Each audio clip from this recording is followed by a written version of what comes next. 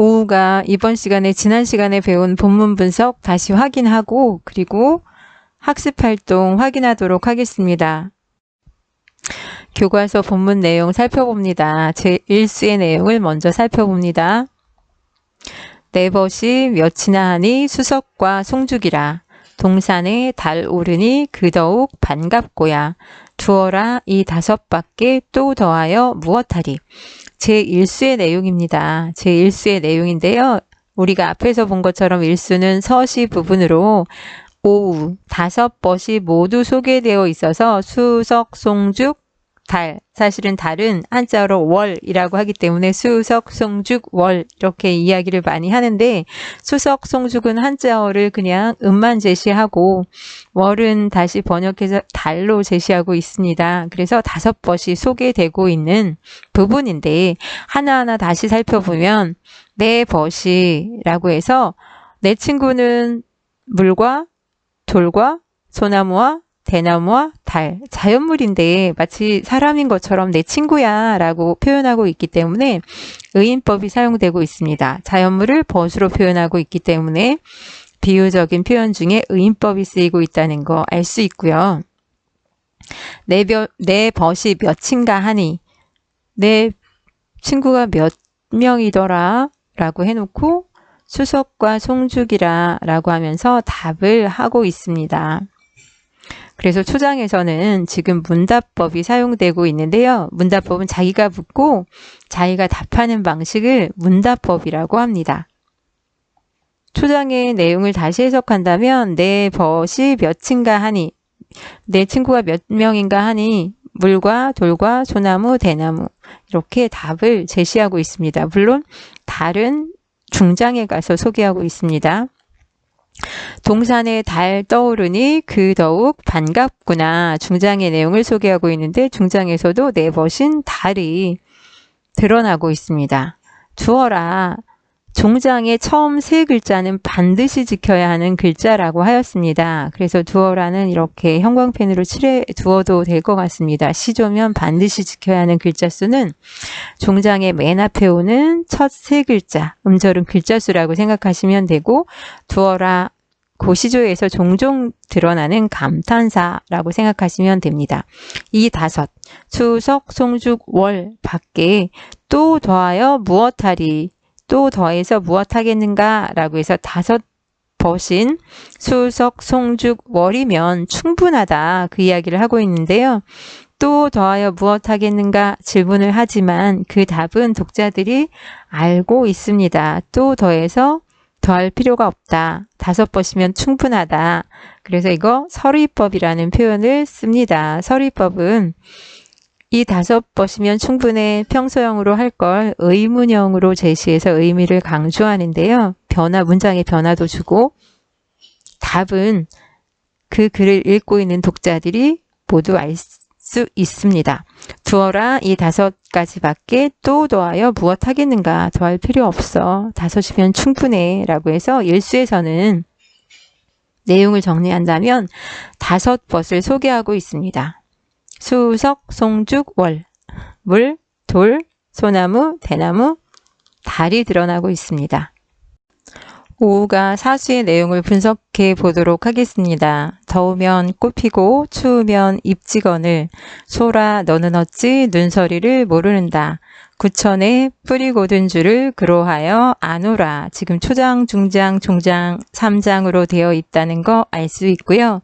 더우면 꽃 피고 추우면 잎지거늘 그 자체로도 어떤 의미인지 알 수 있는데 다시 해석한다면 따뜻해지면 꽃이 피고 추우면 나뭇잎이 떨어지는데 일반적으로 소라, 솔 그러면 상징적인 시어로 사용되고 있습니다. 추운 겨울날 다른 나무들은 다 나뭇잎이 떨어지는데 소나무는 나뭇잎이 떨어지지 않아서 날이 추워도 그 푸르름을 계속해서 자랑하고 있기 때문에 지조와 절개를 상징하는 대상으로 지금 제시되고 있고요.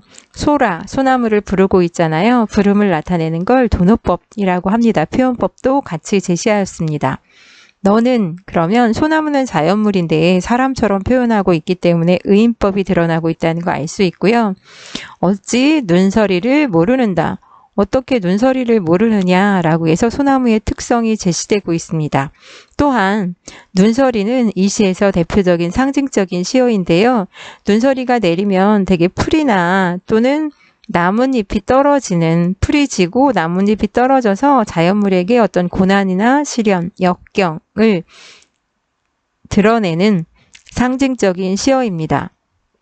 소나무야 너는 어찌하여 눈과 서리를 모르느냐. 그래서 소나무를 의인화시켜서 너라고 표현하고 있고, 소나무가 어떤 시련과 역경 속에서도 흔들리지 아니하고 자신의 지조와 절개를 지키고 있기 때문에 소나무를 예찬하고 있는 부분입니다. 구천에 그러면 구천 글자 수 3글자인 거 알 수 있잖아요. 종장의 첫 3글자는 시조라면 꼭 지켜야 하는 글자 수라고 했습니다. 나머지 부분은 글자 수가 한두 글자 늘어나거나 줄어드는 것 인정하는데 종장의 3글자만큼은 지켜야 한다라는 이야기 했습니다. 그래서 구천에 같은 경우는 꼭 지켜야 하는 글자 수이고요. 또 구천의 뜻을 모를까봐 제시하였습니다. 땅속 깊은 밑바닥에 뿌리를 곧은 줄을, 뿌리를 받고 있는 줄을 그로하여 아노라 그랬는데요. 구천에 뿌리가 곧게 박혀 있기 때문에 소나무가 눈서리를 견딜 수 있는 것이 아닐까. 눈서리를 견디게 하는 힘은 땅속 깊이 뿌리를 받고 있기 때문이야 라고 제시하고 있습니다. 그래서 종장에서는 깊은 땅속까지 뿌리가 곧은 줄을 그것으로, 눈서리에도 흔들리지 않는 그것으로 알겠구나. 그래서 여기 사수의 내용을 정리한다면 소나무의 특성을 예찬하고 있습니다. 다시 말해서 소나무의 지조와 절개를 찬양한다, 예찬한다, 찬미한다 라고 한다면 긍정적으로 대상을 그리고 있는 것을 말합니다. 26쪽의 오후가 학습활동 살펴봅니다. 내용학습입니다. 1번 제1수에 소개된 오후가 무엇인지 써봅시다. 오후 5벗인데요. 맨 처음에 수, 물에 대해서 적었고 그 다음에 석, 바위에 대해서 소개하고 송, 소나무에 대해서 소개하고 죽, 대나무에 대해서 소개하고 달에 대해서 소개하였습니다. 제1수에서는 오후 5벗을 전체적으로 소개하고 2수에서 물, 3수에서 바위, 4수에서 소나무, 5수에서 대나무, 6수에서 달을 소개하고 있었습니다. 2번 오후 가운데 제4수에 나오는 벗은 무엇인가요? 그럼 당연히 소나무인 것 아시겠죠? 목표 학습 확인합니다. 추상적인 관념을 구체적인 사물로 나타내는 방법을 상징이라고 합니다. 이 시조에 쓰인 상징과 그 효과를 알아봅시다 라고 했는데요. 제4수에서 솔의 특성이 드러나는 식구를 두 부분 찾아봅시다. 그렇다면 눈서리를 모르는다, 는다라고 했지만 고전 작품에서 니은다 형태는 뭐뭐느냐 의문형 어미로 쓰였습니다. 그래서 눈서리를 모르느냐 이렇게 현대어로 해석했었고요. 구천에 뿌리 곧은 줄을 땅속 깊이 뿌리를 받고 의미라고 하였습니다. 소나무의 특성이 드러난 식구입니다. 눈서리를 모르고 땅속 깊이 뿌리를 받고 있고. 목표학습 두 번째 활동입니다. 모두먼들과 질문을 만들고 답을 하는 활동을 통해 일에서 찾은 식구의 의미를 알아봅시다. 그랬는데요. 이건 그냥 선생님과 함께 진행합니다. 왜 솔은 눈서리를 모른다고 할까? 눈서리가 내려도 시들지 않기 때문이겠지 예문으로 나왔고요. 그 외에 나올 수 있는 말 선생님이 제시합니다. 보통 식물이나 나무가 눈서리를 맞으면 어떻게 되지? 시들거나 죽어. 눈서리는 무엇을 의미할까? 나무를 시들거나 죽게 만드는 외부의 힘을 의미하는 것 같아. 아마도 사람에게 시련이나 고난이 아닐까? 구천에 뿌리가 곧으면 어떻게 될까? 뿌리가 땅속 깊이 내렸으니 비바람이 불어도 흔들리지 않을 거야. 이런 답변들이 또 질문과 답변들이 아마 모두먼 사이에 이루어졌을 거라고 추측합니다. 한번 적어 보시기 바랍니다.